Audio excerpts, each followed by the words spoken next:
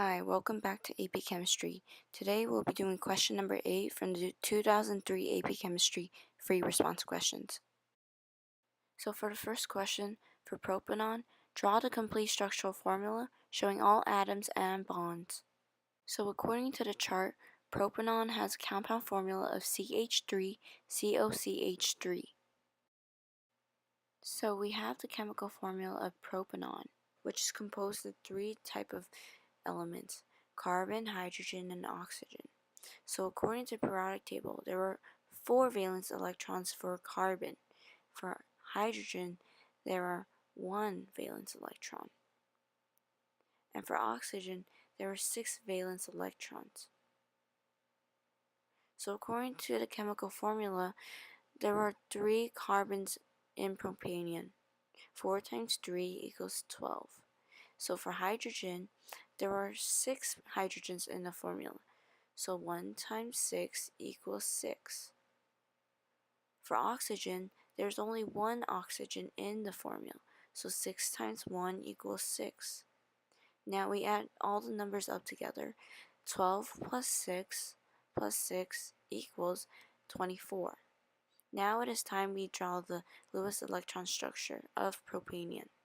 So the 3 carbons are going to be in the middle and surrounded by hydrogen.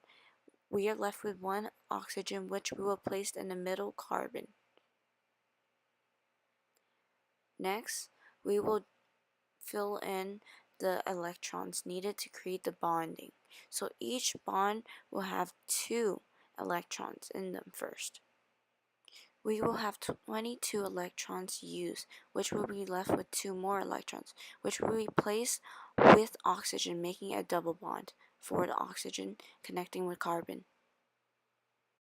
So for the next question, it says that for propan, predict the approximate carbon to carbon to carbon bond angle.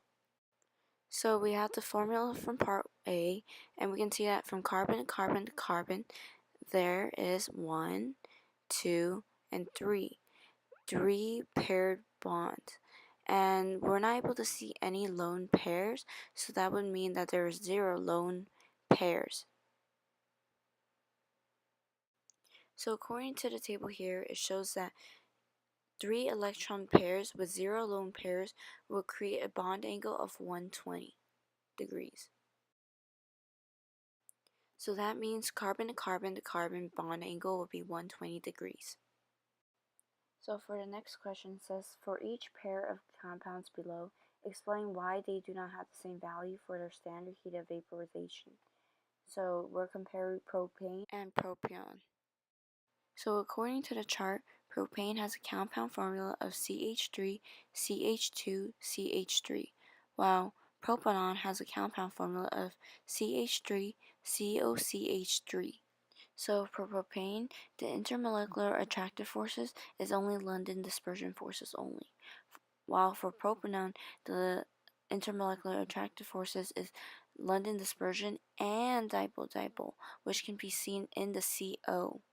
And so this is why there's a difference in the heat of vaporization between propane and propion.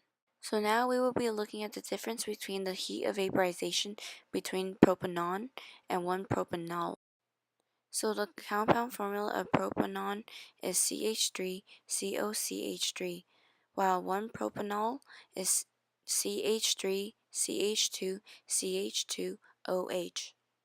So for propanon, the intermolecular attractive forces is London dispersion and dipole-dipole force for the CO, while 1-propanol is London dispersion and hydrogen bonding, which is for OH, which creates a difference in heat of vaporization.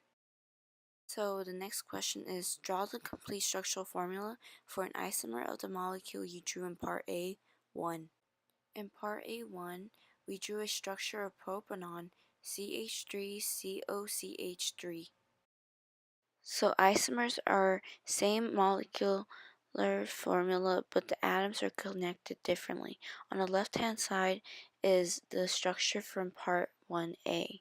So now we're going to create an isomer. So we're going to have 3 carbons again and hydrogen surrounding, but in this time we're going to have the oxygen on the 3rd carbon on the right hand side carbon. And remember, there's 24 electrons, so each bonds are going to get 2 electrons. So in total, again, we're going to have 22 electrons, and we're going to place the last 2 with oxygen.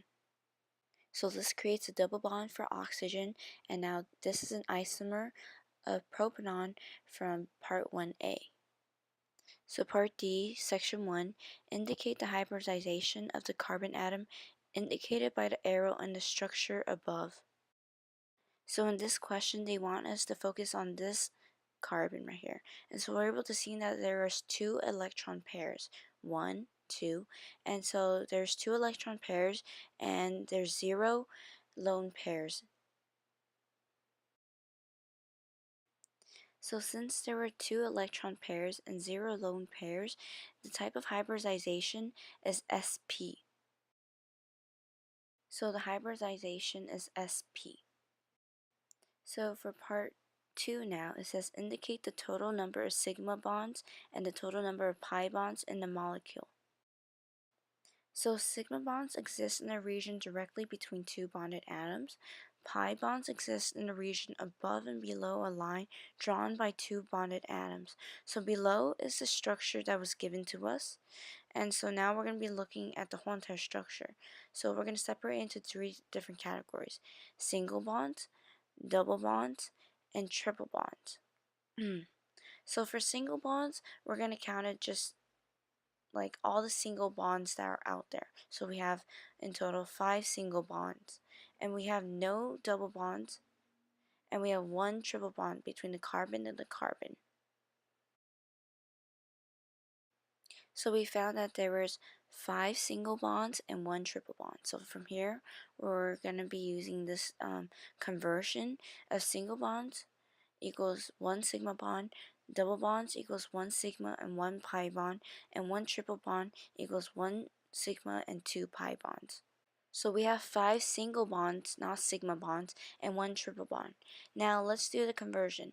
So 5 single bonds equals 5 sigma bonds, so that's what we have here. And then for triple bonds, we have 1 triple bond, so it's plus 1 sigma bond plus 2 pi bonds. And this equals 6 sigma bonds plus 2 pi bonds. And that's the answer to this question. So thank you for watching the video, and watch the video again if you don't understand it. And remember to subscribe and like the video.